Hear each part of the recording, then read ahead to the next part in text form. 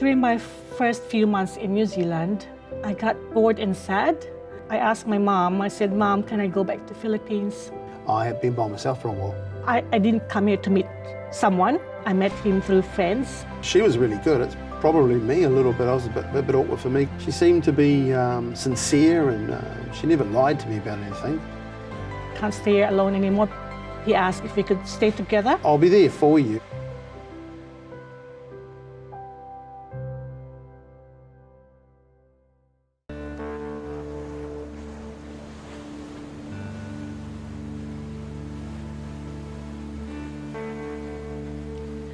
I came to New Zealand in 2007. I came here because I want safety for my kids. And as they were promoting New Zealand, it's a paradise. So yeah, I love that. So I said to them, I said to my kids and my parents, I would love to bring my kids to New Zealand. And it's not that safe in Philippines anymore at that time. I got married in 1989 in the Philippines. He's a Filipino as well, but we didn't get along well. I was on domestic violence, so I have to leave. Then we had to stay. I had to stay with my kids in my parents' home. I was living at my mate's place in Papakura. I lived most of my life in Papakura, so there's a mate's place there. We had a workshop there, and then I was living there. At that point in time, my mum and my dad had passed away. My auntie and uncle, who I'd spent most of my life with actually, they were still in Papakura, and I was just working. I was working at a company just down the road actually from where the workshop was at the time. Yeah, so I was a machine operator, machinist and that. Well, during my first few months in New Zealand, in year 2007, it was really different compared with now. It was barren. So I was looking at just land. I can't see much cars. I can see mountains. It's really lovely, but I can't see. If I compare it with Manila in the Philippines, it's more buildings there. You know what I mean? So when I was in the plane landing, I said, it's very quiet. When I arrived in the house that, I used to stay with an old Filipino couple. So, old couple, they just want watching TV, staying at home, just going to the supermarket and home again. Yeah, so I got bored and sad, and then I tried going out alone, but at 5 o'clock, I can't see any more people walking down the road, and the malls were shut. So I can't do anything, no recreation, and there was no Facebook at all before, just a Friendster and email and phone. I don't think we got the video chat as well. So I spoke with my parents over the phone or write letters. It's really sad. So I asked my mom, I said, "Mom, can I go back to Philippines? I can't stay here alone anymore because my kids were not here before yet." They came after, so I came here in January, and then they came April. So like February, March, I was telling my mom. At first I was contemplating. I was writing what I wanted to say to my mom. I couldn't decide what to say. But then finally I said to her, "Mom, I want to go home. I want to go back to Philippines." And she said, "But that's your home now." Sorry.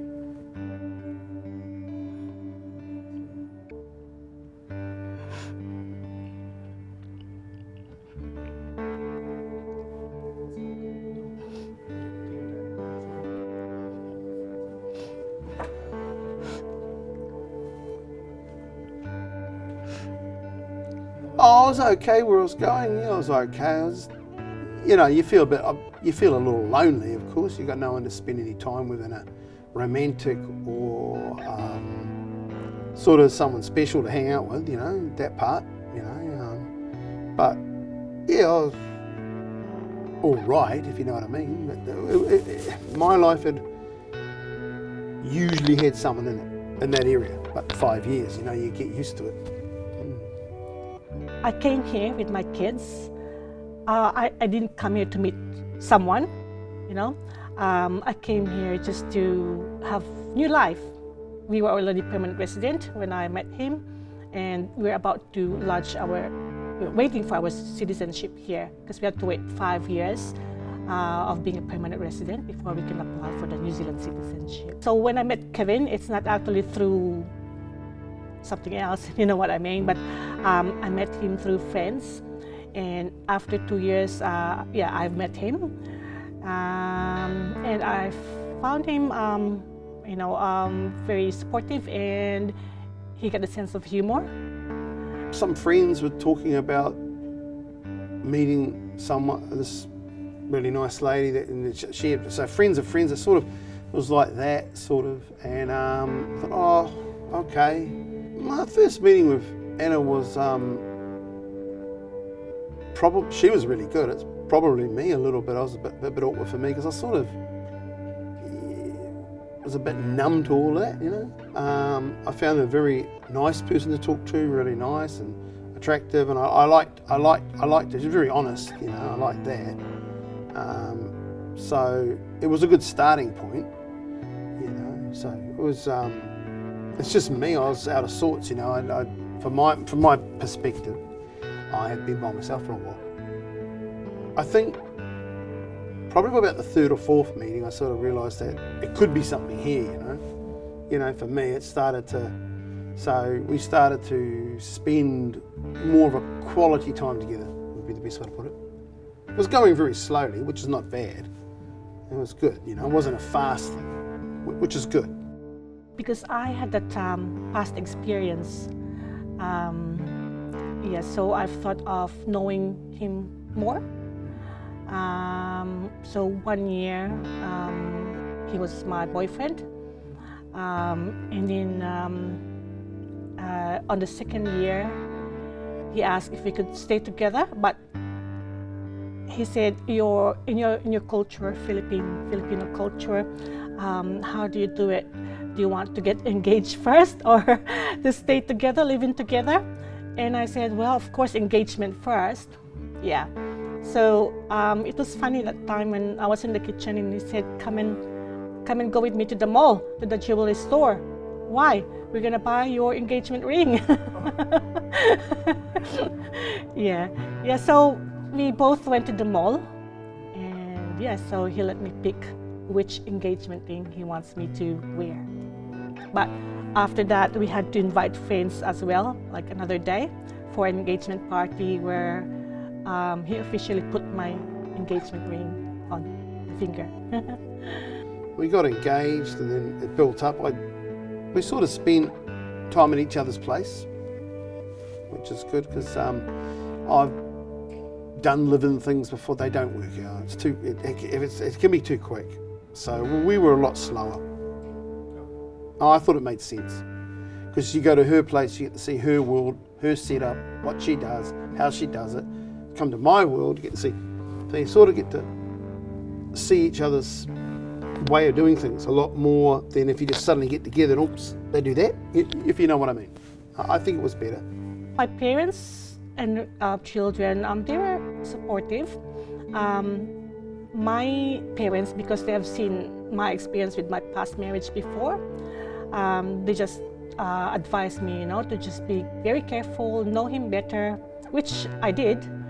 And my kids, especially my son, I'm gonna have another brother or sister.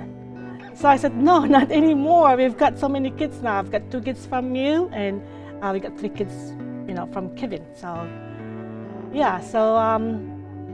they said yes to me. Yeah. I left that to Marie. That's something she wanted to do, and I thought it was nice. I mean, I was happy in a way that it was happening in my home state, the Waikato. So I was pretty happy with all that. She likes the whole concept of all that sort of stuff, and I was happy to go along with it. It was a very good setup. It was a unique wedding, you know, so it made it more special. So I got to give credit to her there. That was a really good idea. And I wasn't going to say no to something in the Waikato, my home state, because more family members could come. I got more family down there. So it was good. It was good. As Kevin told you, I was the one who planned and organized our wedding. I mean, we planned together, but I organized it. I coordinated with suppliers. We had a wedding at the Church of Firth Tower. It is an 1800s place with an old chapel. In the Firth Tower chapel, we signed an old book, a very old book, and it started from the 1800s. It was a privilege signing on that book, and we had to use as well a feather with the ink. Yes, so it was really good. So I want to go back there with Kevin and have a look at the book at present. Our reception was at the Hobbiton movie set. So it was really fun because we had to walk with our guests going inside the Hobbiton and then walk inside going to the reception area. My stepdaughter was the bridesmaid, yeah. And the other son of Kevin was the best man.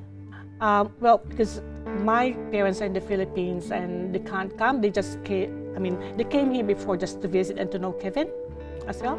And they were not able to come. And my son was there looking after them as well, so my son wasn't able to attend as well. And even the eldest son of Kevin was not able to attend. He was in Australia.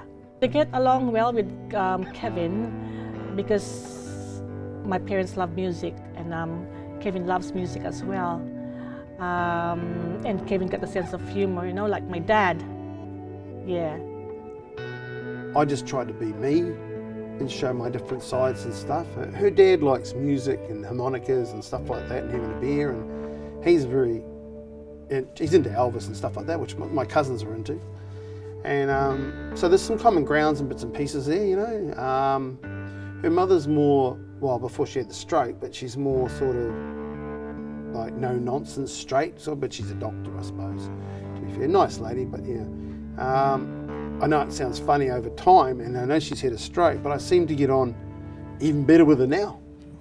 I seem to be the one, if I put thumbs up on the phone and how are you, she's really happy to, Because when we visited there, I actually spent a bit of time with her, and I said to her, well, she whispered and said, I'll be there for you. I wish this hadn't happened to you, and and I always put thumbs up, which means keep on striving, keep on being happy, and so I do that on the phone, and she knows the same. And it's really good because it's really sad that happened to her. So Marie's parents are quite nice people. They're a little bit different. The dad's a bit naughty some ways, even if you bears and a bit of a naughty. He can be a handful at times, but he's nice. He's not bad. And the mother's more structured, would be the best way to put it. But they're nice people. Yeah. When my dad was here, he plays with Kevin harmonica. So they both got their harmonica and they play with the music on, and some few beers, men. Yeah. Yes. I've found it kind of interesting with their children. Probably, even though he's quite quiet at times, I probably get on pretty good with Ken, his son. We have our moments and stuff, but overall I get on really good with Ken. I get on really good. Manel's quite intelligent, quite clever and all that. But I sort of get on pretty good with her, nothing bad or anything, but I sort of, I don't know, get on a bit more with Ken than like with my kids. Like, I probably these days, it fluctuates. I get on with my daughter very well, to a point, of course. But I used to get on really good with my middle son that used to live with. Now we don't really communicate very well, and the one in the wheelchair I get on okay with. It can fluctuate, but sometimes Marie's needing help for Ken or something to talk. So I'm quite happy to talk to Ken I'm not his dad, but help him out with different. It might be something to do with building stuff. He's doing stuff in the Philippines. He's doing his room up, so I gave some ideas because I do building work. So a chance to And so I've found them really good. They're different people. They're both quite intelligent, but one's more of a, you've got a, which it reminds me a bit of Richard a bit. Manal's very, very intelligent, you know, and she's very pretty switched on, sort of, you know, and she's done very well actually. She's quite clever, you know. So it's good. It's good to have that, you know, that connection. Kevin has 2 sons and a daughter. I can get along with them well. They were all right. They were all good because I've already met them when we were still boyfriend and girlfriend. As I've mentioned, especially the daughter, the stepdaughter, she talks to me. She comes to the house, and you know, because you know, girl-to-girl talk. We talk to each other rather than she talks to the dad. Yeah. Apart from our 5 children, we got a baby. So he's a fur baby. His name is Master Paul. Yeah, and he relieves stress. So from work, or of course, husband and wife, sometimes you have minor arguments. He stops us. So he's the one stopping us. Yeah. So he goes in between and do like this. So we have to stop. Yes. He's a big help. We spend a lot of time with our dog, Master Poe. Marie's been she picked a really lovely little guy. You know, he's such a good bit of company. He helps me a lot, keeps me calm. You know, we all have ups and downs, but he's really good.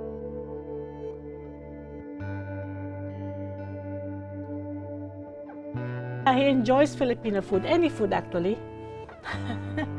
Yeah, I cook adobo, I cook pinakbet, dinding, because we also have our own type of dishes in my own place.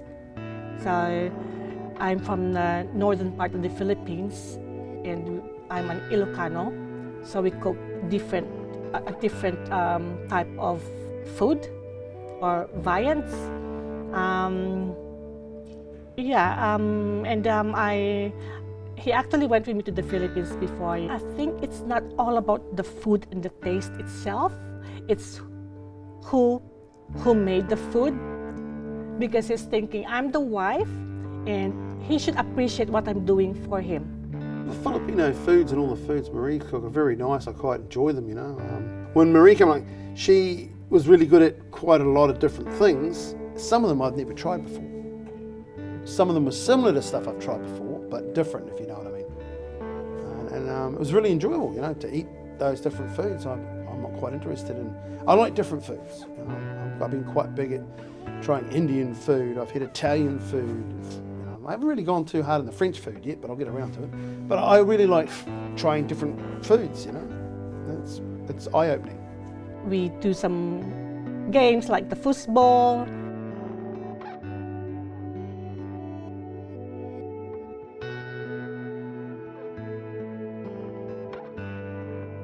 And apart from that, when he's doing his own thing, like darts, I go playing the piano.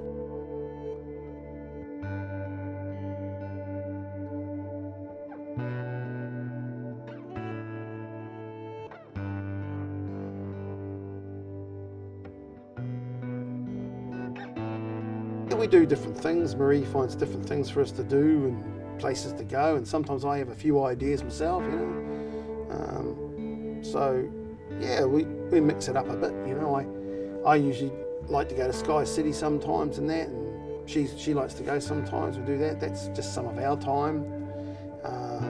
This year she actually went and bought a fishing rod. We want to go fishing. We've only done it once so far, but it was good. It was a good day out, and we took Poe. He was enjoying watching all the birds and other things, and other dogs turn up there, and so it was really good. It was a big day up, just sitting there and enjoying ourselves. She seemed to be able to put up with my good and my bad, you know, my ups and my downs, like we all have. She seemed to be sincere, and she never lied to me about anything like that, you know. She never is deceptive or dishonest or anything like that, and or even a slight bit, you know, which is kind of rare. I'm not being mean, but everybody has that little bit of deception in them, and that wasn't really with Marie. It wasn't in her nature, you know. It would have been nice to meet her when I was younger, you know. And I think she sees the same, because we could have had a family together, totally different situation. Yeah, it would have been good. It would have been a good opportunity to have a longer period together, maybe to build the connections, having kids and stuff like that, getting properties, businesses, being younger. But it's better to have met now than not at all. You know, we're doing things together, which we've been doing for a while now, yeah. We'll still be together. Even we got grey hair, even we could hardly walk, we'll support each other. So during night time, I tell him, Kevin, when we get older, would you still be able to cuddle me or walk with me with holding hands? And he said, yes, of course, you're my wife. So there, with the words like that from him, will last long. Yeah, until we do part ways, till death do us part.